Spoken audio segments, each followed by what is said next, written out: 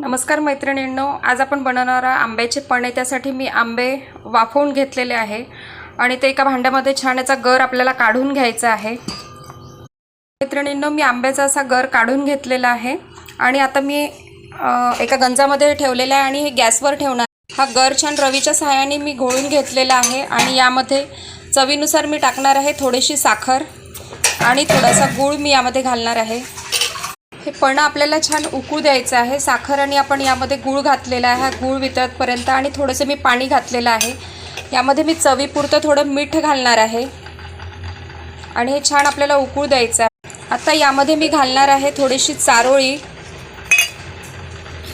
आणि थोडासा खोबरा किस।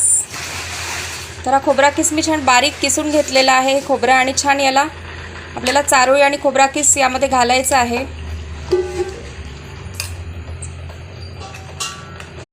तर मैत्रिणींनो, थोडंसं मी जिरं भाजून घेतलेलं होतं आणि त्याचा पावडर बनवलेला आहे। जिरे पावडर मी यामध्ये घालणार आहे आणि 2 ते 3 विलायची मी बारीक करून घेतलेला आहे। विलायची मी यामध्ये घालणार आहे।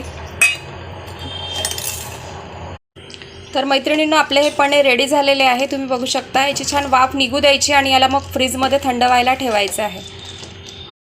तर मैत्रिणींनो, आपले हे पन्हे कुरडी पापडसोबत खायला रेडी झालेले आहे। तर तुम्ही या माझ्या व्हिडिओला नक्कीच लाईक करा, सबस्क्राईब करायला विसरू नका। ही कुरडी पापडसुद्धा आम्ही घरीच बनवलेली आहे। तर नक्की माझी ही रेसिपी तुम्ही ट्राय करा आणि कशी वाटली ते नक्की